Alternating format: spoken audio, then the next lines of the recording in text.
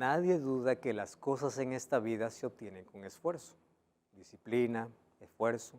Y muchas de las cosas que tú tienes te costó mucho sudor, tiempo. El problema está que cuando nosotros creemos que todo lo que tenemos es gracias a nuestro esfuerzo y nos creemos tan dueños de todo. ¿Quién te dio las fuerzas? ¿Quién te dio la salud? ¿Quién te dio la vida? ¿Quién? Hoy vamos a hablar que todas las cosas que poseemos tienen un dueño. Y ese dueño no eres tú, ni soy yo, es Dios.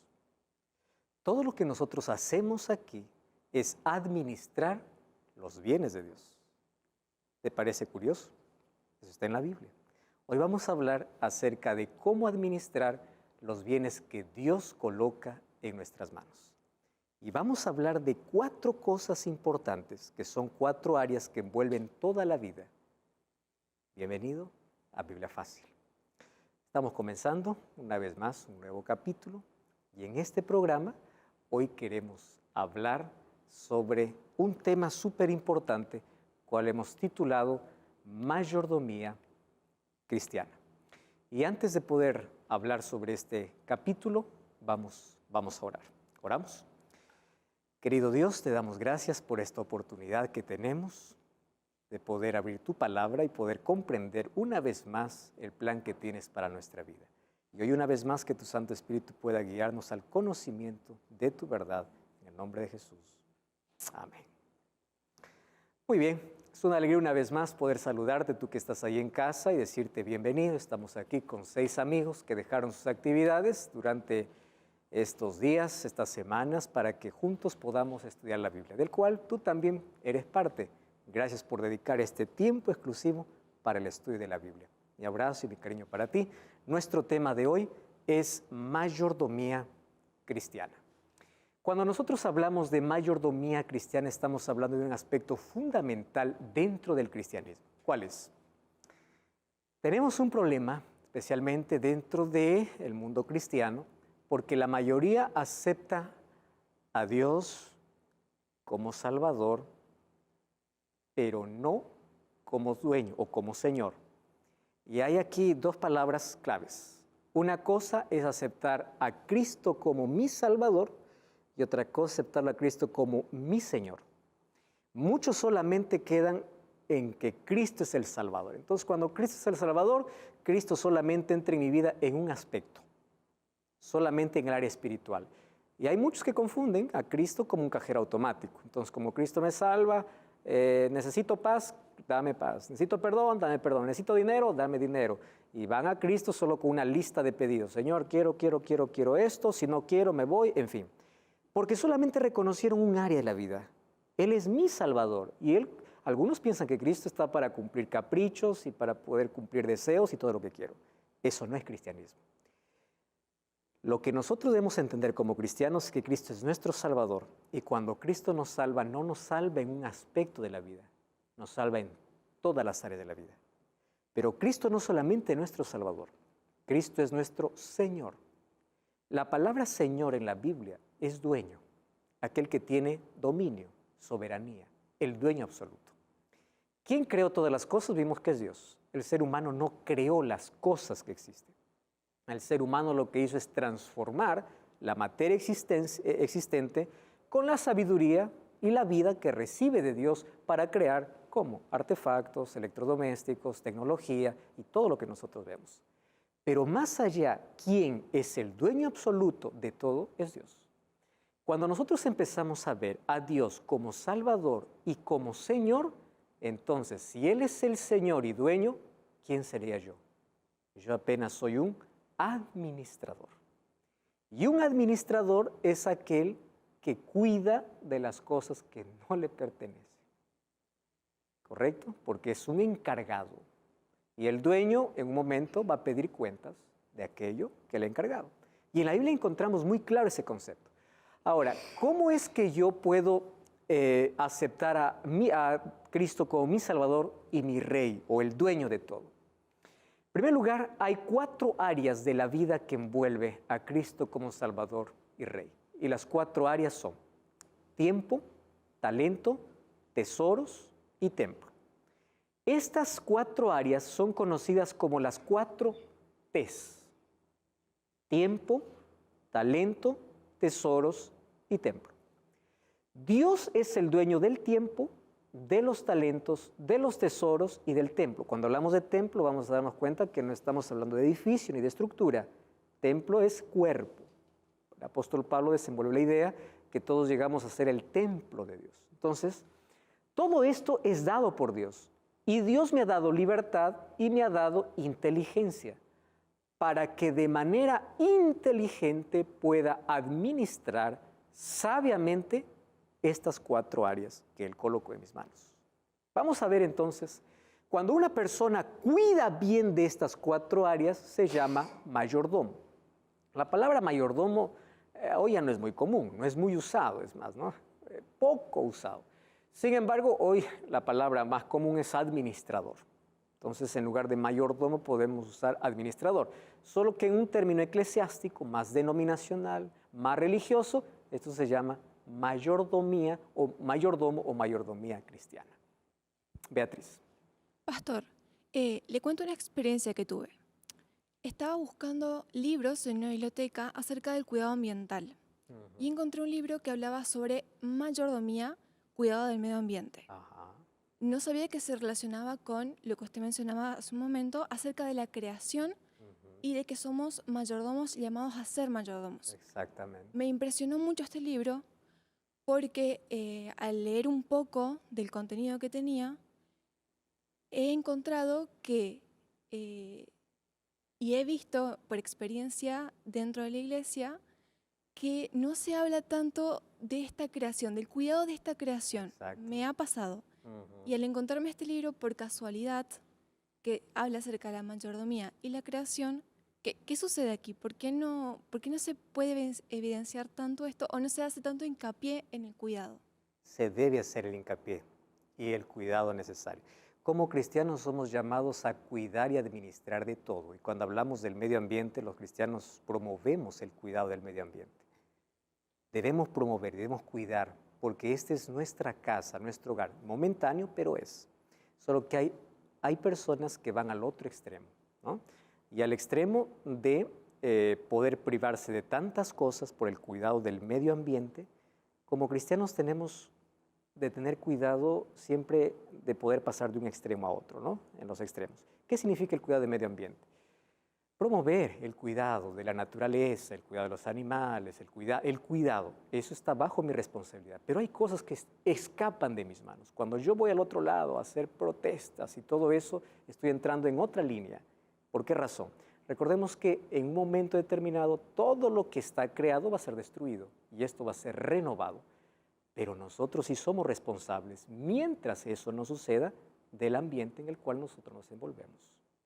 ¿Correcto? Somos responsables. Y como cristianos somos llamados a cuidar el medio ambiente. Hoy vamos a leer un texto en Apocalipsis capítulo 11 que dice que Dios destruirá a los que destruyen la tierra. Obviamente, Dios cobrará incluso de aquellos que hacen un mal uso del medio ambiente. Vamos a avanzar entonces aquí. Somos llamados para poder administrar los bienes de Dios. Y esto tiene una base que es la base de la entrega. Primero vamos a descubrir aquí 4 principios. El principio de propiedad, de responsabilidad, de generosidad y de sociedad. Estos son los 4 principios que están establecidos en la Biblia. Vamos al principio de propiedad. Salmos capítulo 24, versículo 1. Es un texto conocido, sin embargo, necesitamos leerlo porque es importante para que nos quede claro a quién le pertenece todo. Dice así: de Jehová es la tierra y su plenitud, el mundo y los que en él habitan. Entonces, vamos a responder a la siguiente pregunta. ¿De qué es dueño el ser humano? Porque dice, de Jehová es la tierra y su plenitud.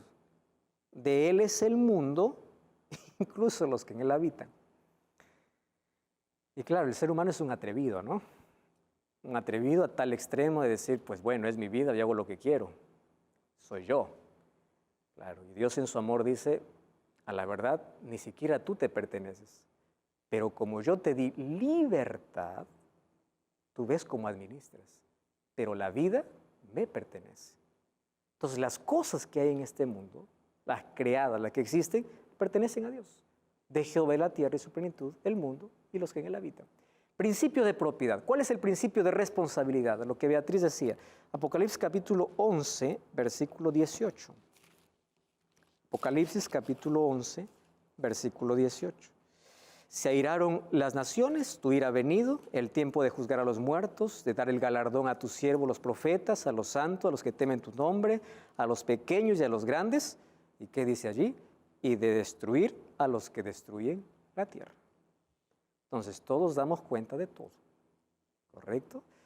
Somos administradores y Dios va toma cuenta de todo lo que nosotros hacemos, en base a la propiedad que tenemos, al medio ambiente donde nos desarrollamos, en base a todo. Entonces, tenemos conciencia de que de Él es todo y nada es mío. Lo que yo debo buscar es cómo administro. Y esa administración está en la Biblia. ¿Cómo puedo cuidar el medio ambiente? Está en la Biblia. ¿Cómo puedo cuidar del tiempo? Está en la Biblia. ¿Cómo puedo cuidar mi cuerpo? Está en la Biblia. Vamos a ver algunos aspectos interesantes allí. El principio de generosidad. ¿Cuál es el principio de generosidad? Juan 3:16 dice, porque de tal manera amó Dios al mundo, porque Él dio a su Hijo. ¿Quién es el primero que da? ¿Dios o el hombre? Dios. ¿Cuál es la respuesta humana? 2 Corintios capítulo 9, versículo 7. Miren lo que dice el apóstol Pablo. 2 Corintios capítulo 9, versículo 7. Dice así, cada uno dé como propuso en su corazón, no con tristeza ni por necesidad, porque Dios ama al dador alegre. Entonces, el principio de generosidad es recíproco. Dios dice así, yo te doy vida, tú me agradeces. Yo te doy bendiciones, tú me reconoces.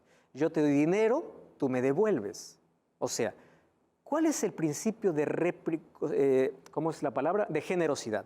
Yo te doy, pero tú me reconoces. ¿Quién es el primero que da? Es Dios. Nada de lo que tenemos devolvemos a Dios sin que Él nos dé primero. Dios nunca me pide lo que no me da. ¿Correcto? Ese es un principio. Y finalmente el principio de sociedad. Deuteronomio capítulo 28 hace una promesa y dice así, si oyeres atentamente la voz de Jehová tu Dios, sobre ti vendrán todas estas bendiciones. Bendito serás aquí, allá y todo, etcétera, etcétera. Entonces, ¿cuál es este principio de sociedad? Vamos trabajando en sociedad. Yo te bendigo, yo te cuido, yo te protejo, yo te doy vida, pero tú tienes que recordar que yo soy el dueño. Lamentablemente la sociedad camina pensando que es el dueño absoluto de todo. Y ahí entramos en serios problemas. Vamos en base a eso a ver cómo administramos nuestro tiempo. Miren lo que dice el libro de Efesios capítulo 5, versículo 15 y versículo 16. Mirad pues con diligencia cómo andéis. La palabra andar es como vivir. No como necios, sino como sabios. ¿Qué significa ser sabio en este texto? Aprovechando bien el tiempo. Entonces, si ustedes se dan cuenta, el tiempo es una de las cosas que nadie reflexiona, casi nadie reflexiona. Nadie hace una pausa para ver cómo está usando su tiempo. El tiempo no se compra, no se vende, no se alquila, no se gana, solo se gasta. No hay otra manera. Entonces, la pregunta es, ¿qué estoy haciendo con el tiempo? ¿Gastando o invirtiendo? ¿Cuántas horas estoy gastando y cuántas horas estoy invirtiendo? Lo que nosotros estamos haciendo aquí es una inversión de tiempo. ¿Por qué es una inversión? Porque esto me da resultados. ¿Y qué es gastar tiempo? Cuando yo allí malgasto el tiempo para asuntos superfluos o cosas que no me ayudan, no me edifican. Entonces, ¿qué significa andar como sabio? ¿Quién es un sabio desde este punto de vista? Aquel que sabe administrar su tiempo. Todas las personas tenemos 24 horas. Nadie tiene 25, nadie tiene 23, todos. La pregunta es, ¿por qué algunos consiguen hacer más y otros menos? ¿Por qué algunos consiguen llegar a más y otros no? Si todos tienen la misma cantidad de tiempo. Ahora, qué interesante es que nosotros podamos ahora mismo decidir qué usar o cómo usar con nuestro tiempo. Para poder usar correctamente nuestro tiempo, existe una regla. Es una regla, voy ahora a lo que ahora especialistas dicen, la regla 80-20, no sé si ustedes ya escucharon esto. El 20% es lo que te va a dar, el 20% de prioridad es lo que te va a dar el 80% de éxito. ¿Qué significa eso? En tu tiempo, tú tienes dos cosas que realizar. Tienes cosas urgentes y cosas importantes. Las personas corren detrás del urgente, olvidándose de lo importante.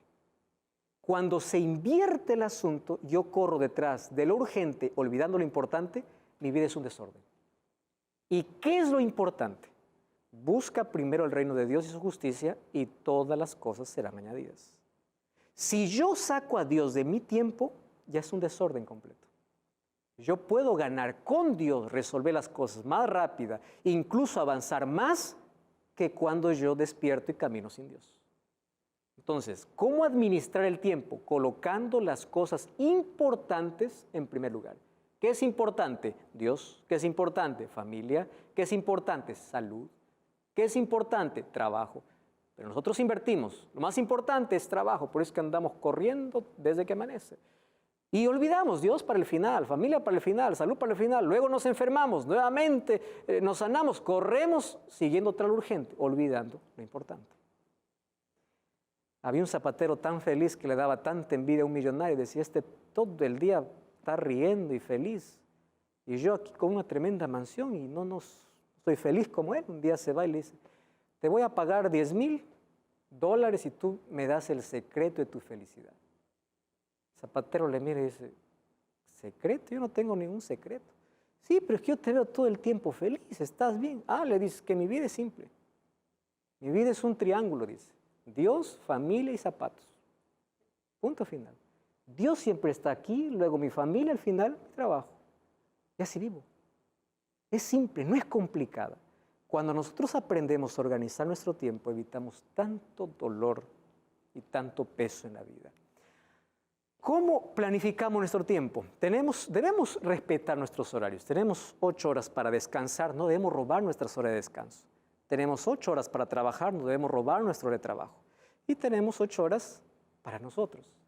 Y esas 8 horas pueden ser allí para descansar, para leer, para aprender, para recrear, para socializar, para desarrollar capacidades, sin olvidar de que debe haber siempre en primer lugar el tiempo para Dios, tiempo para salud y tiempo para la familia. Eso es importante. Evitar el desperdicio de tiempo, el mucho uso de redes sociales, falta de objetivos claros, desorganización y un problema que muchos tienen es la incapacidad de decir no. Y como aceptan tantas cosas, viven tan sobrecargados en la vida que no tienen tiempo para nada. ¿Cómo administramos nuestro tiempo? Hoy quiero que tú puedas invertir tu tiempo de una manera correcta, por eso quiero ofrecer el curso bíblico En Busca de la Verdad. Puedes solicitarlo a través de estudielabiblia.com. Ingresa ahora mismo, es totalmente gratis, o a través del número de celular que aparece allí en tu pantalla. Es un número de WhatsApp al cual puedes comunicarte y solicitarlo, que es totalmente gratis. Muy bien, somos llamados a administrar bien el tiempo. Número 2, somos llamados a administrar bien los talentos. ¿Qué cosa es talento? Talento es la capacidad innata que todo ser humano recibe de parte de Dios. Nadie puede envidiar a otro por lo que el otro tiene, porque cada uno tiene algo en la cual puede desarrollar, hacer crecer, especializarse y brillar en esa área. Ahora está muy de moda hablar de la inteligencia múltiple, ¿no? Todos somos inteligentes, pero en diferentes áreas. Capacidades, talentos. Hay talentos naturales y hay talentos adquiridos. Pero hoy vamos a diferenciar un poco entre talento y don, porque son cosas aparentemente intercambiables, pero tienen alguna diferencia. Saben que todos nosotros nacemos con algún talento, todos. Hay personas que desde chiquititos, desde muy pequeños, ya se ve talento de poder cantar, de poder memorizar, de poder recitar, de poder hablar, de poder sonreír, de poder hacer amistad, de poder escribir. Hay gente que tiene esa capacidad, ni siquiera tiene el esfuerzo para poder aprender, ya lo trae, talento. Aquí Monique tiene el talento, la capacidad de aprender idiomas. No todos tenemos ese talento. Entonces es un talento. Algunos tocan muy bien un instrumento, ya ni siquiera van a clases, ellos ya tocan. talentos naturales. Pero los talentos pueden usarse para glorificar a Dios o para glorificarse a uno mismo. Entonces, Dios es quien coloca en nosotros las capacidades. ¿Y para qué coloca? Para darle gloria a Él. ¿Y de qué manera damos gloria a Dios? Cuando usamos nuestro talento en la predicación del Evangelio. Por eso es que Dios, cada talento que coloca en la vida, debemos usarlo para que el Evangelio, que es las buenas nuevas que el mundo necesita oír, pueda poder ser alcanzado de diferentes maneras. Algunos enseñan, otros predican, otros cantan, otros tocan, otros sonríen, otros saludan, otros hacen amigos. Cada uno tiene algo con el cual pueda testificar. Entonces, los talentos pueden servir para poder sobrevivir o vivir bien, pero también para poder testificar. Todos tenemos un talento. Jesús contó una parábola en Mateo capítulo 25, versículo 14 al 30. Un señor se fue lejos, a uno le dio 5, a otro le dio 2, a otro le dio 1. El que le dio 5 después de un tiempo le dijo, Señor, me has dado 5, te doy 10. El que le dio 2 le dice, Señor, te doy 4. El que le dio 1 dijo, no, Señor. Como yo no pude hacer nada, yo fui y enterré el talento, me diste 1, te doy 1. ¿Qué cosa hace el Señor? Jesús cuenta la parábola. Aquel que enterró y devolvió 1, le quitó lo que tenía y le dio al que tenía más. ¿Por qué razón? Porque aquel que tenía más desarrolló la capacidad de que todo lo que recibió de Dios lo pudo desarrollar. Entonces acá hay un asunto interesante. Todos nacemos con algún talento, pero en la medida que desarrollamos, Dios puede darnos otros talentos. Y eso es lindo, ¿verdad? Entonces, la entrega de talentos es prerrogativa de Dios. Él decide a quién dar y quién va a recibir. Aquellos que usan recibirán más. Talento usado es talento multiplicado. Quien no usa, lo que recibe lo pierde. Todo talento es valioso. No podemos apreciar o despreciar. Y obviamente que los talentos nos mantienen activos mientras Jesús nos regresa. ¿Qué cosa es un don? Muy bien. La Biblia habla de dones espirituales. Vamos entonces al libro de 1 Corintios capítulo 12. 1 Corintios capítulo 12. Encontramos allí cómo el apóstol Pablo allí narra o escribe, explica sobre una lista de dones que Dios da para su iglesia. Y ahí en Apocalipsis capítulo 12, vamos a ver el versículo 11, ¿les parece? Capítulo 12, versículo 11. Vamos del versículo 9. Dice así, otro fe por el mismo espíritu, otro don de sanidad por el mismo espíritu, a otro hacer milagros, a otro profecía, a otro discernimiento, a otro diversos géneros de lenguas, a otro interpretación de lenguas. Pero todas estas cosas lo hace uno y el mismo espíritu, repartiendo a cada uno en particular como Él quiere. Muy bien, ¿qué cosa es un don? Un don es la capacidad que Dios te da el momento que naces de nuevo. A ver, vamos a hacer aquí una pequeña diferencia. Un talento es aquel que recibimos en nuestro nacimiento natural. Y un don es aquel que recibimos en nuestro nacimiento espiritual. Cuando nosotros nacemos de nuevo a través del bautismo, el Espíritu Santo ya nos entrega un don. ¿Puede ser que nuestro talento se convierta en don? Sí.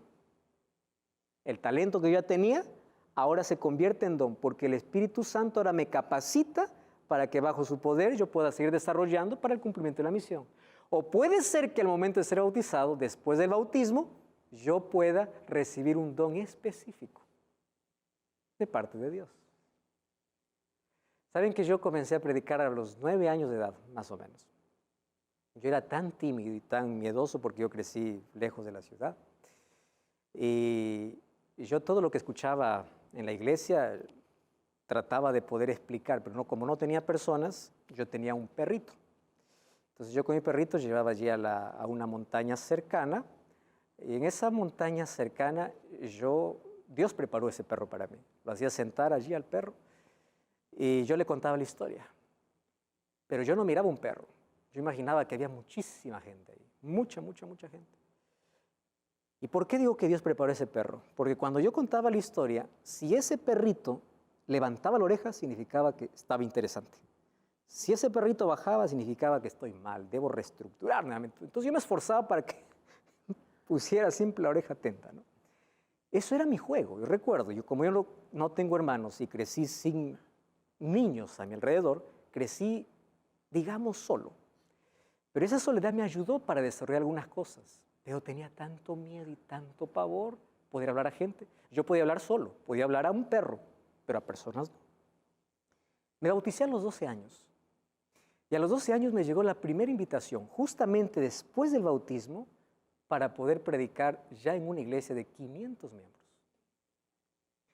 Y allí comenzó toda mi historia. Y a partir de allí, por la gracia de Dios, hasta ahora nunca paré de hacer eso. Yo tenía una capacidad probablemente de mi nacimiento. Sin embargo, después del bautismo, Dios me dio el don. ¿Y cuál es el don? Yo disfruto enseñar. Yo comencé siendo profesor, enseñé a los alumnos de secundaria, toda la secundaria, primero al quinto año de secundaria, luego enseñé también en otro lugar, en un instituto, o personas que se preparan, y me encanta a mí la historia. Fui profesor de historia, fui profesor de Biblia, y eso me ayudó para poder comprender mejor la Biblia y para poder hablar a las personas sobre aquello que me apasiona. Pero cada uno tiene un don. Pero yo no puedo cantar como algunos lo hacen con tanta facilidad. Y yo no puedo decir, wow, ¿por qué a mí no me diste? Porque el Señor a cada uno dio. Y uno tiene que agradecer, desenvolver, desarrollar y crecer allí. Ningún talento es más que otro. Ojo, no todos tenemos los mismos talentos. ¿Por qué Dios no a todos nos dio el mismo talento? Para que todos nos necesitemos y cuando nos juntemos, veamos que la gloria no es nuestra. Porque no es uno solo el que hace. Quien hace es todos.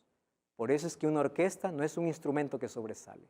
En un equipo de fútbol no es un jugador que sobresale. Es el equipo. En la iglesia funciona así. Por eso Dios dio diferentes dones a cada uno. Entonces, si tú dices que todos los que están en la iglesia tienen que hablar lenguas, eso no es bíblico.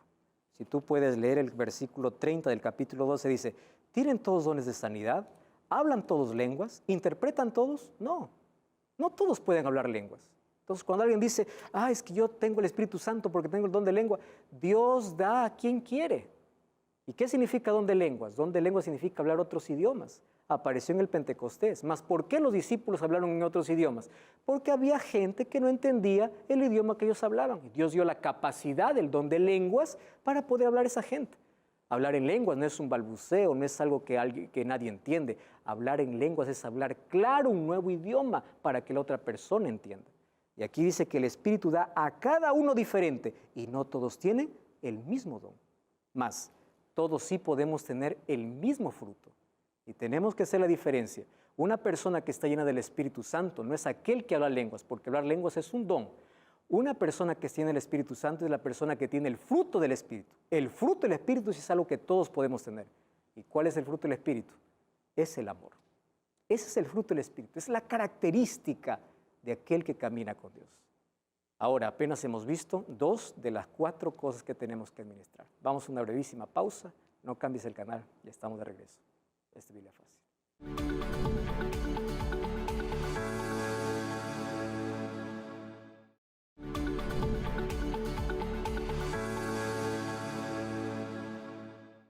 Me llamo Liliana Arancibia, pedí un estudio del Espíritu Santo a Nuevo Tiempo. Nuevo Tiempo me lo trajo a mi casa gratuitamente el libro y les animo a todos que pidan su estudio a Nuevo Tiempo, así que Nuevo Tiempo cumple al domicilio y gratuitamente para estudiar. Es lindo el estudio para alimentarnos la palabra de Dios. Exactamente, tú también puedes solicitar ahora un nuevo curso bíblico en busca de la verdad. Está totalmente disponible y es totalmente gratis. Solicítalo a través de nuestra página estudialabiblia.com. Ingresa allí, solicita o a través del WhatsApp más 5512 9810 1460. Aprovecha que este es un material preciosísimo para poder fundamentar nuestra base y nuestra fe sólida en Cristo mediante la Biblia. Continuamos con nuestro estudio. Entonces, el Espíritu Santo otorga diferentes dones a la iglesia. Y la iglesia, cuando hablamos de iglesia, estamos hablando de personas ya. Dones, cada uno tiene un don. Pero el don no es para vanagloriarse, no es para decir, tengo el don, yo soy una estrella. En la iglesia no existen estrellas. ¿Correcto? No existen estrellas. En la iglesia existen personas usadas por Dios. Y una persona usada por Dios, una persona que debe depender de Dios. Escuché una linda frase. Las estrellas solo aparecen en la noche. Si alguien se cree estrella, es porque todavía sigue en la oscuridad. Entonces, en la iglesia no hay estrellas. En la iglesia cada uno tiene un don. Y cuando todos nos unimos, entonces damos gloria a Dios. Por eso Dios de los dones y tenemos que administrar. El fruto del Espíritu es el resultado de caminar con Dios. Y el don es la capacidad que da el Espíritu para trabajar para Dios. ¿Correcto? Entonces, el fruto tiene que ver con ser y el don tiene que ver con hacer. Hay muchas personas que hacen para Dios, pero no son de Dios. Entonces, los dones sirven para edificación, para el cumplimiento de la misión, y el don supremo, dice el apóstol Pablo, es el amor. Muy bien, vamos a la tercera T, la T de tesoro. Muy bien, podemos decir que administración de tiempo y administración de talentos es un asunto que la mayoría acepta. Donde la mayoría no quiere que se toque el punto es este, tesoro.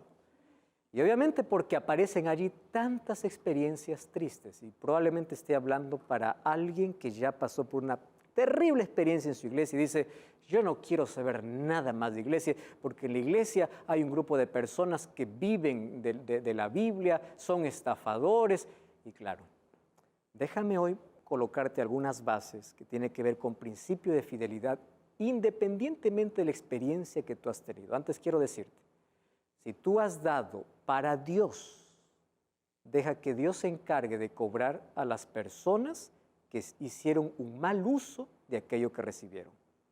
Pero que tu fidelidad no cambie por la conducta de algunas personas. Mas hoy déjame presentarte el principio de fidelidad a través de tesoros. ¿Y por qué es complicado hablar acerca de tesoros? No para mí, porque para mí las cosas están claras y dentro de la iglesia adventista todo es transparente. Les voy a contar un poquito cómo se manejan los recursos financieros dentro de la iglesia. Ahora fíjense, el dinero es la suma de tiempo, talento y energía. ¿Qué cosa debemos administrar? Tiempo. ¿Qué debemos administrar? Talento. Muy bien. ¿Qué cosa es el dinero? La suma de ambos. Cada centavo que uno tiene, que uno gana, es resultado de tiempo, resultado de talento, de energía.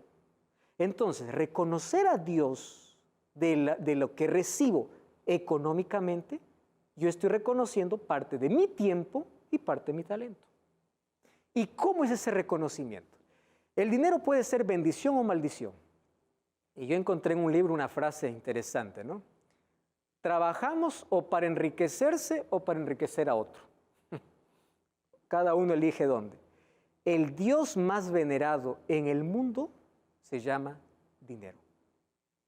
Entonces, cuando dice no tendrás otros dioses delante de mí, el primer mandamiento también se refiere a esto.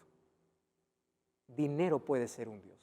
Personas están dispuestas por dinero a hacer todo lo que sea, vender sus principios, sus valores, cambiar lo que sea por dinero, porque es el Dios más venerado. Ahora, hay 3 mitos sobre el dinero. El dinero es malo, el dinero cambia a la persona, el dinero da felicidad. Los 3 son mitos en sí. Número 1, ¿el dinero es malo? No. La Biblia nunca habla que el dinero es malo. La Biblia habla que el amor al dinero es dañino. Entonces, Dios quiere que nosotros podamos tener recursos. Las personas que dicen, no, Dios quiere que todos seamos pobres, eso no es bíblico. Aunque la pobreza también puede formar parte de Dios. Ustedes saben que donde Jesús nació era una familia pobre. Jesús fue tan pobre que ni siquiera tuvo donde recostar su cabeza.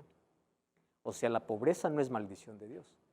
Pero en la medida de las posibilidades, Dios quiere que todos sus hijos vivan bien económicamente. Para eso necesitamos hacer un uso sabio de aquellos recursos que tenemos. Sí, Rodrigo. Pastor, me viene a la mente, hablamos nosotros aquí en el grupo de un hombre que era rico y le preguntó que cómo hacía para alcanzar el reino de los cielos. Y él lo miró y le dijo, vende todo lo que tenéis. Ajá. Y dáselo a los pobres. Y también dijo otra expresión que me queda sonando, a ver cómo podemos explicarla, que dice que es más fácil que un camello entre por el ojo de una aguja que un rico entre en el reino de los cielos. Déjame explicar ese asunto. Cuando Jesús dice que es más fácil que un camello entre por el ojo de una aguja, está hablando de una imposibilidad. Lo que pasa es que para nosotros aguja, pues es lo que nosotros conocemos, ¿no? Para poder coser. Pero en el tiempo bíblico había un lugar que se llamaba ojo de aguja y por allí pasaban los camellos, pero pasaban con cierta dificultad. Por eso es que Jesús no está pensando en la aguja que nosotros conocemos, sino en el ojo de aguja, que era un lugar físico por donde comerciantes pasaban. Pero era tan difícil, por eso Jesús dice, es más fácil, más simple que un camello entre por el ojo de la aguja a que un rico entre en el reino de los cielos. ¿Por qué razón? Porque hay un problema con el rico, y es que la comodidad le puede llevar a independizarse de Dios y a pensar que no necesita de Dios. Mira, Rodrigo, ¿sabes dónde está la mayor cantidad de creyentes? En los lugares con más necesidad. ¿Y sabes dónde está la mayor cantidad de incrédulos? Donde no tienen necesidad. Porque la riqueza puede llevarte a olvidarte de Dios.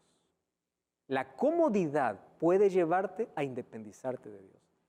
Por eso dice, es más fácil que un camello entre por el ojo de una aguja que un rico. ¿Por qué? Porque el rico, siendo rico y teniendo comodidad, que se siga aferrando a Dios, realmente es grandioso. Es un buen administrador. Entonces, el dinero no es malo, el amor al dinero sí. El dinero no cambia a las personas, el dinero revela quién es la persona. ¿Quieres saber cómo es una persona? Dale dinero y ahí verás quién es.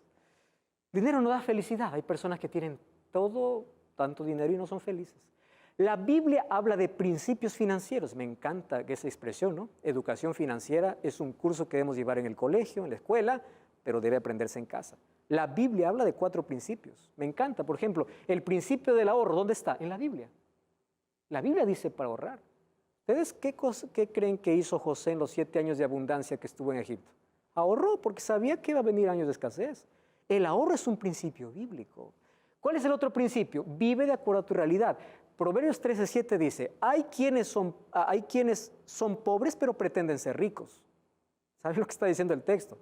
Hay quienes no tienen, pero se dan el lujo como si realmente tuvieran. O sea, ubícate a vivir de acuerdo a tu realidad. No te endeudes para aparentar.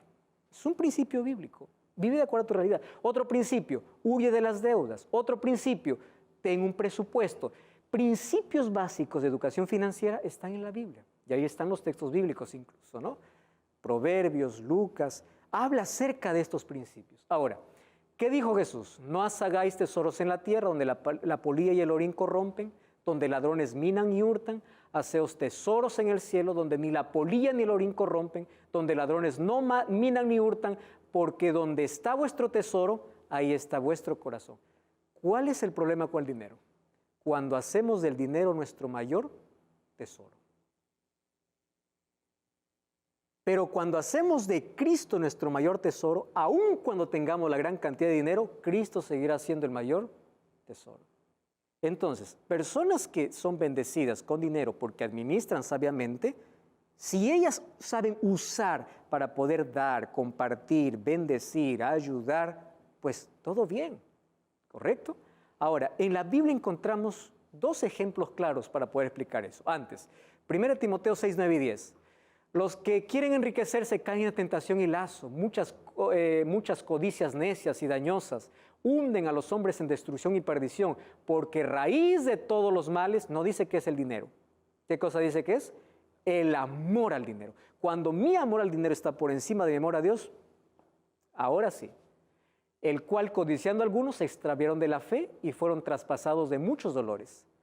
Marcos 8:38 Jesús decía, ¿de qué sirve ganar el mundo entero si al final pierdes tu vida? O sea, ¿de qué sirve almacenar todo el dinero que puedas, haciendo del dinero tu mayor tesoro cuando al final te pierdes? Ni siquiera tú lo disfrutas. Vaya, ¿quién va a disfrutarlo después? Eclesiastés 5:10, el que ama el dinero no se saciará de dinero, y el que ama el mucho tener no sacará fruto. También esto es vanidad. No dice que el dinero, el que ama. Es allí donde cuando colocamos nuestra mayor atención, ahí está el problema. Y aquí está justamente la historia que Rodrigo nos está contando. En la Biblia encuentro la historia de 2 ricos. Hay más, obviamente, pero tomé la historia de 2. Del joven rico y de Zaqueo. Dice que Zaqueo también era muy rico. Pero fíjense la actitud. Al joven rico, Jesús le dice, anda, vende todo lo que tienes y da a los pobres. La pregunta es, ¿Jesús quería que ese joven quedase pobre? No. Jesús le estaba colocando una prueba. ¿Cuál era la prueba? ¿Hasta qué punto eres capaz de renunciar a tus riquezas para seguirme? ¿Cuál era la invitación que Jesús le hizo? Ven y sígueme. Pero el joven rico dice que se fue triste, porque en lugar de seguir a Jesús, él prefirió cuidar de sus riquezas. Entonces, ¿Jesús quiso que se quedara pobre? No, Jesús quería que lo siguiera. ¿Pero por qué no lo siguió? Porque las riquezas le impidieron. ¿Comprendemos eso? Ahora, hay otro rico en la Biblia, Zaqueo. Zaqueo era tan rico, obviamente, tuvo ganancias injustas, todo el pueblo lo odiaba, pero un día Jesús le dijo, Zaqueo, baja, yo voy a tu casa. Jesús fue a su casa, Zaqueo se puso en pie, allí tomó las bolsas de dinero y dijo, muy bien, señores, ¿a quién estoy debiendo, a quién he estafado? Dígame cuánto y yo le voy a devolver 4 veces más de lo que yo he tomado.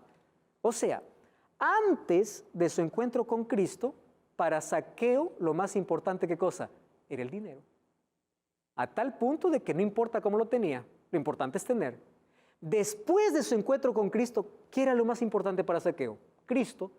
Y cuando Cristo era lo más importante, dijo, pues bueno, ¿qué importa? Ahora voy a repartir. No significa que quedó pobre, significa que cambió de lugar. El dinero ya no estaba por encima de Dios. 2 ricos con 2 finales diferentes. ¿Cuál va a ser nuestra actitud? Entonces, mira lo que dice Deuteronomio 8, 17 y 18. Y digas en tu corazón, mi poder y mi fuerza y mi mano me han traído esta riqueza. Acuérdate de Jehová tu Dios. Él te da poder para hacer riqueza a fin de confirmar su pacto. O sea, no va a ser que en un momento tú digas, todo esto lo tengo por mi sudor, por mi poder, por mi fuerza. Acuérdate. ¿Y de qué manera Dios hace que nosotros nos acordemos? Proverbios 3, 9 y 10. Honra a Jehová con tus bienes y con las primicias de tus frutos, y serán llenos tus graneros con abundancia, y tus lagares rebosarán de mosto. La pregunta es, ¿cómo honro a Jehová si Él es el dueño de todo? ¿Acaso Dios necesita dinero? Dios no necesita dinero, si Él es el dueño. Ageo 2:8 dice, mío es la plata y mío es el oro. Mas Dios estableció en la tierra un sistema para que nosotros podamos demostrar nuestra fidelidad y lealtad honrando a Dios, no a una organización ni una iglesia, a Dios. O sea, el asunto de esto es fidelidad entre yo y Dios. ¿Y cuál es ese sistema? Eso en la Biblia se conoce como diezmo. ¿Qué es el diezmo? Diezmo es la 10ª parte de las ganancias que tengo. Es el antídoto contra el egoísmo, es el reconocimiento a Dios, es símbolo de honestidad, madurez espiritual, reconocimiento, adoración, fidelidad. La pregunta es un asunto bíblico o es inventado? Cuando hablamos de la palabra diezmo, la palabra que es más rechazada. ¿Y por qué? Por las experiencias que se han tenido. Tantos pastores enriqueciéndose con el diezmo. Y hay personas que miran al pastor, un líder religioso, este es su mantenido, yo le doy y toda mi plata va para él. ¿Por qué razón? Porque hay muchos hoy en el mundo que han hecho de la religión un negocio. La gente levanta iglesias porque quiere enriquecerse. Y se ha demostrado que hay muchos hoy enriqueciéndose con el dinero de gente. ¿Pero de qué manera? Ahora vamos a descubrir cuál es la diferencia entre el negocio de la fe y lo que es fidelidad a Dios, porque hay una diferencia enorme. Ayúdenme aquí entonces a repasar. Vamos a ver qué dijo Jesús sobre el diezmo. Mateo 23, 23. Ay de vosotros, escribas y fariseos, diezmáis la menta y el eneldo y el comino y dejáis lo más importante, que es la justicia, la misericordia y la fe. Miren lo que dice Jesús. Esto era necesario hacer sin dejar de hacer lo otro. Jesús no está yendo en contra del diezmo. Jesús está yendo en contra de lo más importante, que era el amor. Ellos se habían olvidado de eso. Pero dice Jesús, esto era necesario hacer, quiere decir que Jesús aprueba. Ustedes saben que el diezmo no apareció con los israelitas. Abraham ya en Génesis 14, 20 dice, bendito sea el Dios altísimo que entregó a tus enemigos en tu mano, y le dio a Abraham los diezmos de todo. Allí Jacob hace una promesa a Dios, esta piedra que he puesto por señal será casa de Dios, de todo lo que me dieres, el diezmo lo apartaré para ti. El diezmo es un asunto que practicaban los patriarcas antes de los israelitas. Pero cuando aparecieron los israelitas, hubieron un grupo de personas que se llamaban levitas. Y los levitas no tenían herencia. Y como no tenían herencia y ellos se dedicaban exclusivamente al santuario, ¿saben qué cosa es lo que hacía? Todas las tribus le daban una 10ª parte para que ellos puedan vivir. Pero la pregunta es, los levitas ya no existen ahora. Entonces ahí aparece el apóstol Pablo. ¿No sabéis que los que trabajan en las cosas sagradas comen del templo y los que sirven del altar participan? Así ordena el Señor que los que anuncian el Evangelio vivan del Evangelio. Ahora, ¿por qué? Porque eso es mi parte de fidelidad a Dios y sirve para la predicación del Evangelio. Yo quiero contarles, amigos, la manera como la Iglesia Adventista organiza o cómo distribuye diezmos y ofrendas. Diezmo es la 10ª parte. Yo quiero que ustedes sepan algo. El diezmo que colocan en la Iglesia Adventista, porque es la iglesia que yo conozco, no va para el pastor. No va. Ese diezmo, todo se congrega en un lugar donde hay auditoría cada año, donde las cosas son transparentes, donde se entrega boleto para todo y la auditoría es hecha por particulares. Y de allí se distribuye. ¿Para qué? Para enviar misioneros a lugares donde no hay presencia cristiana. Para dar materiales, para dar cursos bíblicos. Parte de los cursos bíblicos que llegan de manera gratuita a la gente, ¿saben de dónde es? Del diezmo. Porque el diezmo tiene una finalidad. ¿Cuál es la finalidad? Predicación del Evangelio. Lo que nosotros hacemos aquí, todo es gratis. ¿Quién lo paga? Parte del diezmo, porque el diezmo es para la predicación del Evangelio. Y claro que parte de eso también es para el salario de los pastores. Por eso es que el pastor que tiene una iglesia chiquita o una iglesia grande, no se preocupa en decir, ay, no voy a predicar esto porque la gente se va a ir y qué miedo. No, predicamos la verdad. ¿Saben por qué? Porque el pastor no recibe el diezmo de su iglesia. En cambio, en otros lugares dice, no, yo no voy a predicar esto porque si predico esto asusto a la gente y si asusto a la gente me quedo sin dinero. Ahí es donde se diferencia quién negocia la fe y quién no. Pero aparece una nueva teología, la teología de la prosperidad. Y yo quiero hablar de manera breve en qué significa eso. Diezmo es devolver a Dios por lo que recibí. ¿Y qué es teología de la prosperidad? Aquel que dice, ven, coloca 1,000, Dios te dará 2,000. Eso es un negocio. ¿Saben por qué? Porque queremos comprar las bendiciones de Dios.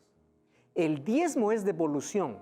La teología de la prosperidad es un pago. Es como si yo hago un pago para que Dios me dé más. Eso no funciona.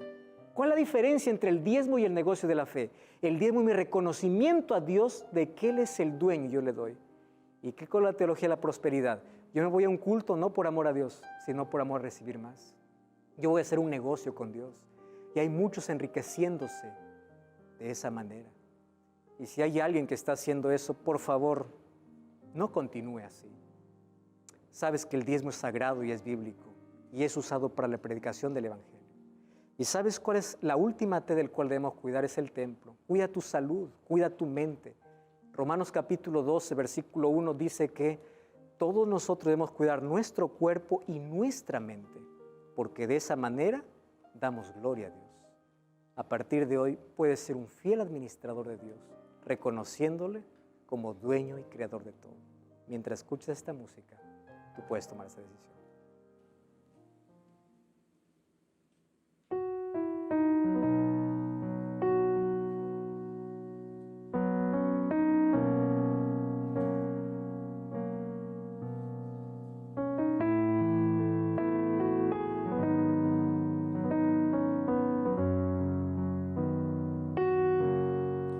Desde hace algún tiempo que la luz se apagó y en estas tinieblas me cuesta ver la luz del sol. Tantas decisiones que debo enfrentar. Por más que lo intento, las fuerzas se me van. Desde la rutina de esta vida, clamo a ti. Tomo un respiro y te pido una salida. Muéstrame el camino que no puedo ver. La noche es oscura y me impide hoy vencer. Muéstrame tus manos, quiero hoy tocar esas cicatrices que me ayudan a confiar. Muéstrame la cruz donde salvación. Muéstrame tus pasos, quiero seguirte, mi Salvador. Desde hace algún tiempo que el ruido de este lugar no me deja oír con claridad, me impide avanzar. Ya no quiero continuar así, cambia mi presente, estoy aquí, dispuesto a conseguir esa corona que me ofreciste, mi Salvador. Muéstrame el camino que no puedo ver, la noche es oscura y me impide hoy vencer. Muéstrame tus manos, quiero hoy tocar esas cicatrices que me ayudan a confiar. Y si es necesario sufrir para fortalecer mi confianza, que sea tu voluntad, pero pido y clamo a ti, mi Señor. Muéstrame el camino que no puedo ver, la noche es oscura y me impide hoy vencer. Muéstrame tus manos, quiero hoy tocar esas cicatrices que me ayudan a confiar. Muéstrame la cruz donde compraste mi salvación. Muéstrame tus pasos, quiero seguirte, mi Salvador. Muéstrame el camino.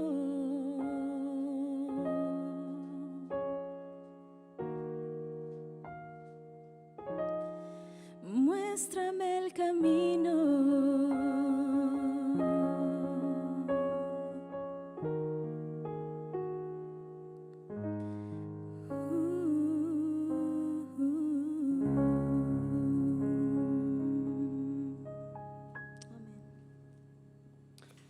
El libro de Salmos capítulo 90, versículo 12 dice así: enséñanos de tal modo a contar nuestros días, para que traigamos al corazón sabiduría.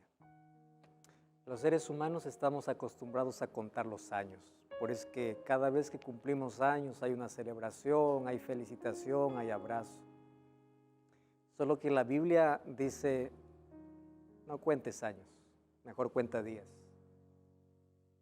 Y cada día vive con sabiduría, porque uno no sabe si va a volver o va a celebrar el próximo año. La Biblia dice, todo lo que se te viniera a la mano para hacer hoy, hazlo hoy. Vive con sabiduría. Administra tu tiempo, las capacidades que Dios te dio. Administra los recursos que Dios ha colocado en tu mano, que sean de bendición para compartir. Practica el acto de generosidad. Practica la fidelidad, es un pacto entre tú y Dios. Y tú puedes reconocer a Dios siendo fiel a través de tus diezmos y ofrendas, colocándolo en el lugar correcto donde sabes que se predica el Evangelio. Ese es el camino de fidelidad que Cristo nos ha mostrado. Y finalmente, cuida tu cuerpo, cuida tu mente, porque ese es el templo en el cual Dios mora.